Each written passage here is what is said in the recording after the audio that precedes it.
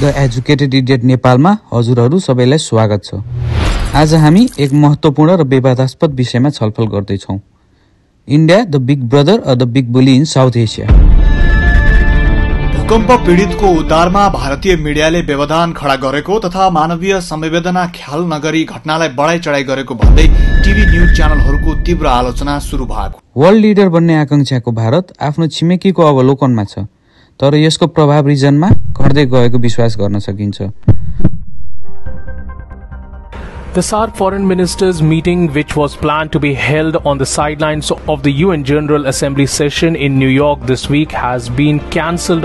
Border कन्फ्लिक्टदेखि क्षेत्रीय राजनीतिसम्म हामी साउथ एसियामा भारतको भूमिका र जटिलताको अन्वेषण गर्दैछौँ। आउनुहोस् भिडियो सुरु गरौँ।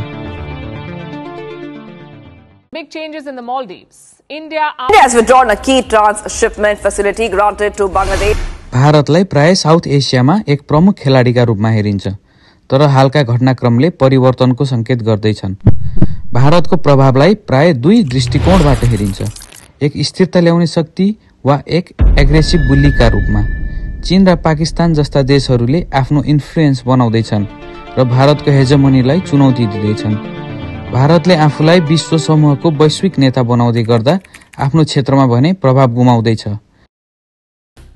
Big decision from New Delhi in the aftermath of brutal Pahalgam attack. India suspends Indus water. Pakistan, Nepal, Bangladesh र चीन जस्ता देशहरूसँगको यसको सम्बन्ध तनाव र संघर्षले भरिएको छ। Armed rivals India and Pakistan each administer part of Kashmir, and there are regular skirmishes along the border. पहिले सीमा विवादबाट सुरु गरौं। कश्मीर विवाद 1947 मा विभाजनपछिको लामो समयदेखि रहेको मुद्दा हो। 2019 मा पुलवामामा भएको आत्मघाती बम विस्फोटको प्रतिक्रिया स्वरूप बालाकोट हवाई आक्रमणसँगै तनाव बढ्यो। यसले दुई आणविक राष्ट्रहरू बीचको दुश्मनीलाई पुनः प्रज्वलित गर्यो। तर यो विवाद केवल पाकिस्तानसँग मात्र सीमित छैन। भारतको चीन सम्बन्धको सम्बन्ध पनि बिग्रिएको छ, विशेष गरेर 2020 को गलवान भ्याली इन्सिडेन्ट पछि। 2015 मा कालापानीको सीमाना विवादले नेपालसँग पनि तनाव बढायो। नेपालले आफ्नो क्षेत्रीय दाबीलाई जोड दिँदै गर्दा भारतले आफ्नो धारणा कायम राख्यो। The dispute was raised over territories including Limpiadhura, Lipulekh and Kalapani. एक समयको सहयोगका लागि आशाजनक प्लेटफर्मको रूपमा रहेको दक्षिण एसियाली क्षेत्रीय संगठन सार्क अब निष्क्रिय जस्तै भएको छ, जसले सदस्य राष्ट्रहरूलाई निराश र क्षेत्रीय चुनौतीहरूमा सामूहिक आवाजविहीन बनाएको छ। SAARC is not moving forward. We have not had a meeting of SAARC for a very simple reason, that there is one member of SAARC who is practicing cross-border terrorism at least against one more member, maybe more. यो सँगै हामी भारतको अर्को हिपोक्रेसीको बारेमा कुरा गरौं, terrorism. भारतले लगातार पाकिस्तानलाई आतंकवादीहरूलाई आश्रय दिएको आरोप लगाउने गरेको छ, तर रिपोर्टहरूले नेपालमा माओवादी विद्रोहमा भारतको संलग्नता देखाउँछ, जसले नेपालमा अस्थिरता ल्याएको छ। भारतले बलुचिस्तान विद्रोही समूहहरूलाई पनि समर्थन गर्ने गरेको आरोप लाग्ने पनि गरेको छ, जसले पाकिस्तानसँगको यसको सम्बन्धलाई थप कम्प्लिकेटेड बनाउँछ।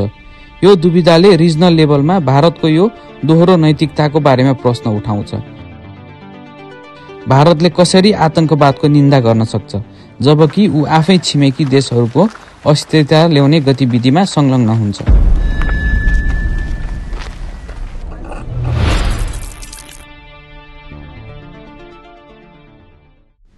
वाटर वारफेयर अर्को विवादास्पद क्षेत्र हो। भारतलाई प्राय पानीको पहुँचलाई हतियारको रूपमा प्रयोग गर्ने गरेको आरोप लगाइन्छ। Big decision from New Delhi in the aftermath of brutal Pahalgam attack. India suspends Indus water treaty. भारतका बाँध निर्माण जस्तै किशनगंगा र टिस्टा पाकिस्तान र बंगलादेशमा चासोको विषय बनेका छन्। यी प्रोजेक्टहरू एग्रिकल्चर र विद्युत उत्पादनको लक्ष्य राखेर बनाइए भए तापनि प्राय राजनीतिक एजेन्डाका रूपमा पनि हेरिन्छन्।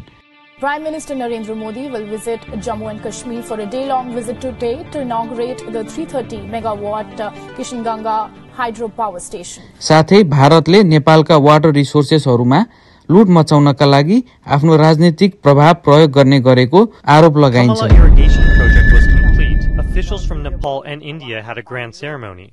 Use the water, they said. But how are we supposed to use the water? It went straight to India.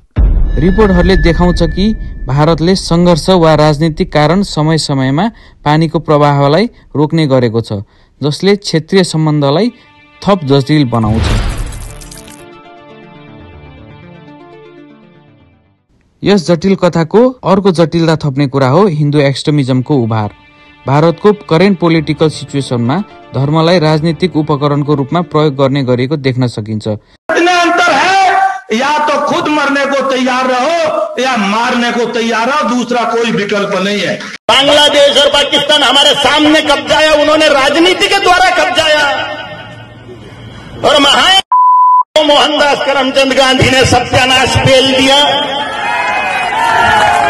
और नाथुराम गोडसे जी को नमस्कार है, जसले रिजनल इन्स्टेबिलिटीलाई बढावा दिन्छ भन्ने केहीको तर्क छ।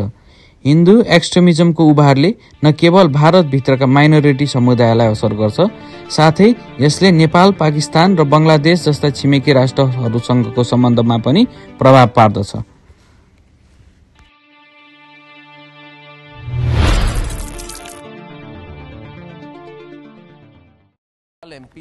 थप रूपमा भारतको गोदी मिडिया, जसले सत्तारूढ सरकारका लागि प्रचारकको रूपमा देखिने मिडिया आउटलेटहरूलाई वर्णन गर्न प्रयोग गरिन्छ।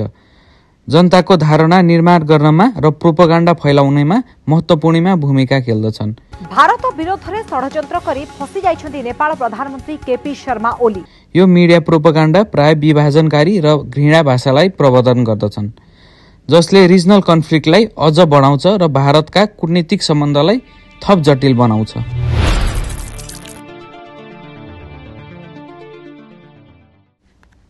निष्कर्षमा भारतको वर्ल्ड लिडर बन्ने आकांक्षा साउथ एसियामा भने कमजोर देखिन्छ। इन्डियालाई एक बिग ब्रदर वा बिग बुलीका रूपमा हेर्दै गर्दा पहिला यसको क्रियाकलाप कस्तो दृष्टिकोणबाट हेरिरहेको छ भन्नेमा निर्भर गर्दछ। समाधान नभएका सीमा विवाद, क्षेत्रीय सहकार्यबाट बाहिरिनु, आतंकवादको सन्दर्भमा देखिएको हिपोक्रेसी, वार्डर पोलिटिक्स, मिडिया प्रोपागान्डा, आर्थिक रणनीतिहरू र बढ्दो धार्मिक एक्सट्रिमिजमको संयोजनले बहुआयामिक चित्र केही साफ गर्दछ। भारत यही कम्प्लिकेटेड सिनेरियोबाट कसरी अगाडि बढ्छ र आफ्ना छिमेकीसँगको सम्बन्ध आफूलाई कसरी स्थित गर्दछ, यो भविष्यमा हेर्न महत्त्वपूर्ण हुनेछ। But now it's changing.